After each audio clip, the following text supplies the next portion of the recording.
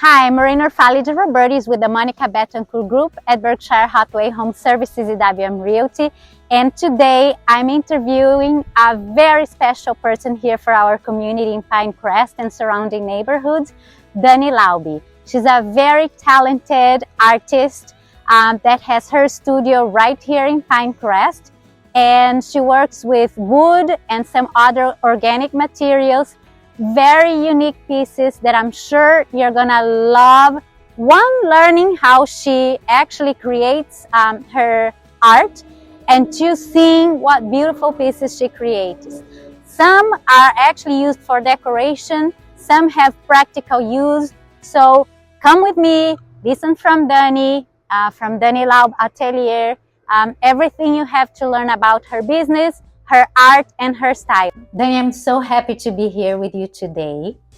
But before we dive into Dani Laub Atelier, tell us, one, a little bit about your background, and two, was there a pivotal moment that you decided to just go into art? Well, I'm Brazilian, as probably the accent is not going to say something different, but I'm graduating in business, so all my background is in business. Was back in Brazil, working for a bank and working for different corporations. But many years ago, when I have two children, two girls, and when they are very young, my husband had the opportunity to live abroad, to work abroad, and then we moved together for different countries, and so I left everything back in Brazil, and then I didn't work that during this time. I stayed with my children at home, but it gave me opportunity to change my career, to change my way of view life and everything around me and enjoy.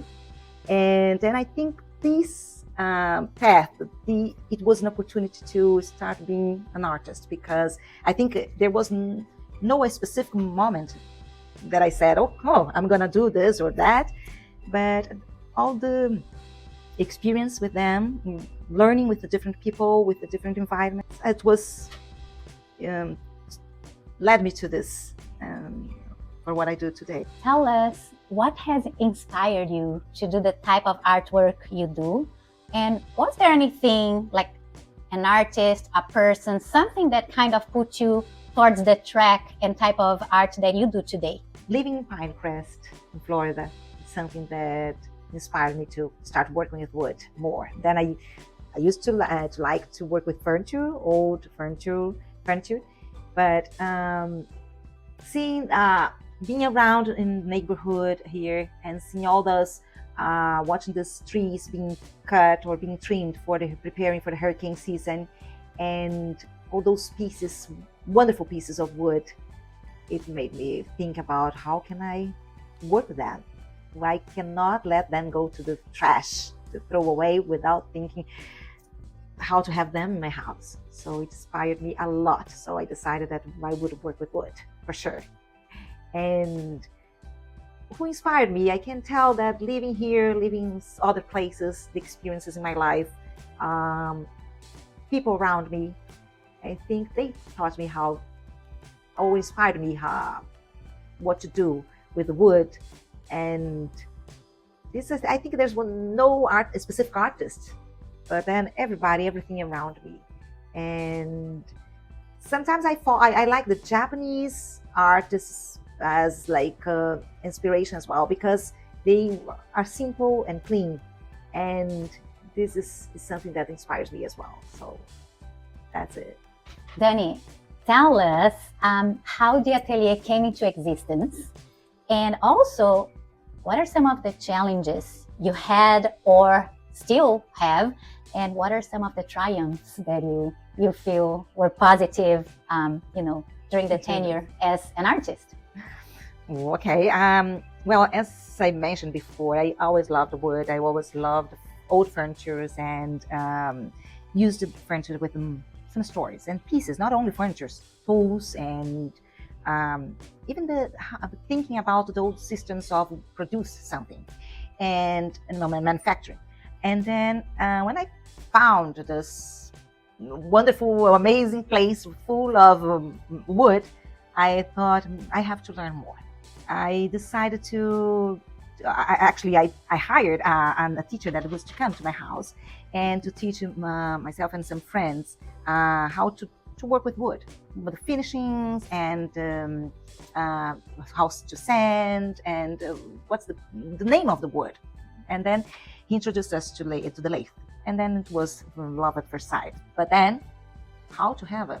How much is going to cost to have a lathe? Which space I can use to do this? It's crazy. No, I will not be able to do that. But then I start little, with small steps, and I start doing some pieces of wood. And then I said, wow, it was great. And then I couldn't imagine that I could do something like that. I don't want to be perfect, because I learned with the wood that there's so much beauty into the imperfection, and all the mistakes, they become an opportunity. The point is that you love the wood, you start catching lots of pieces of wood, and then you say, what am I going to do? I have to work a lot. And then you have the pieces. But then what to do with that? You put in your house, you decorate your house, because I love decoration. I always love decoration and interior design, architecture, and all these things. But then you have to think, okay, I have to sell them. Why not to sell them? And then maybe they can reach other houses and people will enjoy it as well. And they're gonna admire that as I do, as I enjoy making that. It's when it started the idea of the Dani Laub Atelier. Dani, besides wood, what other materials you incorporate in your work, and how do they complement each other, and how do you decide which material you're gonna bring this time? Yeah, well, I work with glass, iron, metal in general, and other organic things like shells and seeds and bark of the wood. And if you think about all this I think they match very well together. And in some way, they are kind of organic and how do they inspire me? Sometimes I don't know how they are going to inspire me. I just think, okay, I found it. It's a piece of iron. There's completely rusted. But then I said, well, this is again, something of think of the nature. The rust became with the water and the air, the oxidation, and then it's going to be part of the story of this piece, because it compounds the nature, the life. So it's a second chance again, because I think about people as well. When I'm working with those materials, when I think sometimes people need to have somebody that gives them a second chance. Because even if you're rusted, even if you were broken, if you were used, why not to have the second chance? And you're going to write again with something different. Tell us how the local community has influenced your work. And also, have you collaborated with other local businesses before? Yeah, no, the collaboration between artists and between people, it's fantastic. It's something that we cannot let it go, because I think you need people around you to help you and to help you to build your business and to cut paths.